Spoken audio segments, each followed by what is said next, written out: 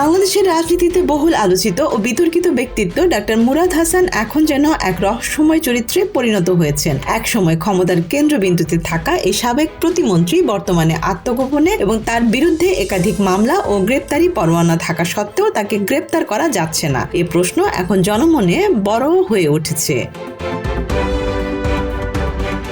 একটি ইউটিউব চ্যানেলে দেওয়া সাক্ষাৎকারে বিএনপি চেয়ারম্যান তারেক রহমান এবং তার মেয়ে জাইমা রহমানকে নিয়ে কুরুচিপূর্ণ মন্তব্য করে আলোচনায় আসেন মুরাদ। এই বক্তব্য শুধু রাজনৈতিক অঙ্গনেই নয়, সাধারণ মানুষের মধ্যেও তীব্র প্রতিক্রিয়ার সৃষ্টি করে। অনেকেই এটিকে রাজনৈতিক শালীনতার চরম অবক্ষয় হিসেবে দেখছেন।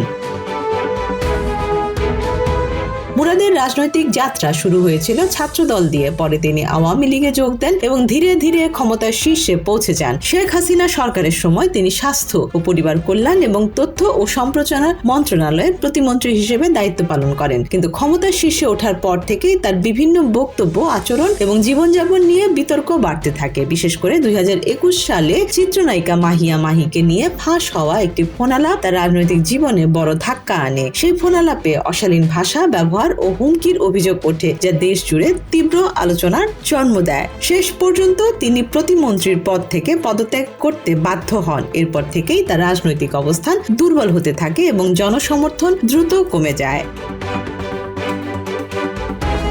বর্তমানে নির্ভরযোগ্য সূত্রগুলো বলছে তার বিরুদ্ধে দেশের বিভিন্ন স্থানে একাধিক মামলা হয়েছে এবং আদালত তাকে গ্রেপ্তারি পরোয়ানাও জারি করেছে। কিন্তু এরপরও তাকে গ্রেপ্তার করা সম্ভব হয়নি। কারণ হিসেবে সবচেয়ে বেশি আলোচনায় এসেছে তার আত্মগোপনে থাকার বিষয়টি। ধারণা করা হচ্ছে তিনি রাজধানীর ধানমন্ডির একটি অভিজাত ফ্ল্যাটে অবস্থান করছেন, যা তার নিজের অর্থে কেনা হলেও অন্য একজনের নামে নিবন্ধিত। কঠোর গোপনীয়তার মধ্যে তিনি সেখানে বসবাস করছেন। গ্রেপ্তার এড়াতে তিনি নিয়মিত অবস্থান পরিবর্তন করছেন বলেও জানা গেছে। গভীর রাতে কালো গ্লাসের দামি গাড়িতে করে এক জায়গা থেকে অন্য জায়গায় সরে যাওয়ার তথ্য মিলছে বিভিন্ন সূত্রে। নিজের ব্যবহৃত মোবাইল নম্বর বন্ধ রেখে বিদেশি ও রোমিং নম্বর ব্যবহার করছেন, যাতে আইন শৃঙ্খলা বাহিনীর পক্ষে তার অবস্থান শনাক্ত করা কঠিন হয়ে পড়ে।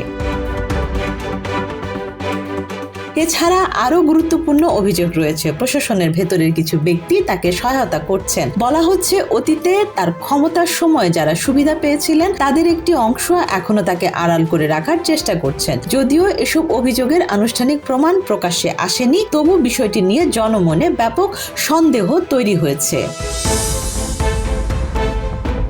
তার সম্পদ নিয়েও রয়েছে বড় ধরনের প্রশ্ন।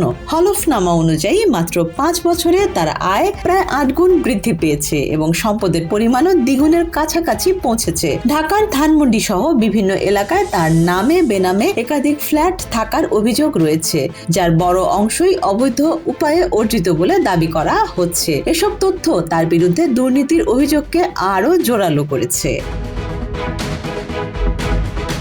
ব্যক্তিগত জীবনেও তিনি বিতর্ক থেকে মুক্ত নন। 2022 সালে তার স্ত্রী ডাক্তার জাহানারা এহসান তার বিরুদ্ধে নির্যাতন ও হত্যার হুমকির অভিযোগ এনে সাধারণ ডায়েরি করেন। সেই ঘটনার পরও বিষয়টি নিয়ে আইনি অগ্রগতি কতদূর হয়েছে তা স্পষ্ট নয়। ফলে প্রশ্ন উঠেছে তার বিরুদ্ধে থাকা অভিযোগগুলো আদৌ সঠিকভাবে তদন্ত করা হচ্ছে কিনা। সব মিলিয়ে পরিস্থিতি এমন এক জায়গায় দাঁড়িয়েছে যেখানে একজন সাবেক প্রতিমন্ত্রীর বিরুদ্ধে একাধিক গুরুতর অভিযোগ, মামলা এবং গ্রেপ্তারি পরোয়ানা থাকা সত্ত্বেও তিনি ধরাছোঁয়ার বাইরে রয়ে গেছেন। এটি শুধু একটি ব্যক্তিগত বা রাজনৈতিক ঘটনা নয়, বরং আইন প্রয়োগ এবং প্রশাসনিক স্বচ্ছতার প্রশ্ন সামনে নিয়ে এসেছে। জনমনে এখন একটাই প্রশ্ন ঘুরছে, আইনের চোখে সবাই কি সত্যি সমান, নাকি প্রভাবশালীদের জন্য এখনো ভিন্ন বাস্তবতা কাজ করে? সময় বলে দেবে ডাক্তার মুরাদ হাসানের এই আত্মগোপনের অধ্যায় কবে শেষ হবে এবং তিনি আদৌ আইনের মুখোমুখি হবেন কিনা।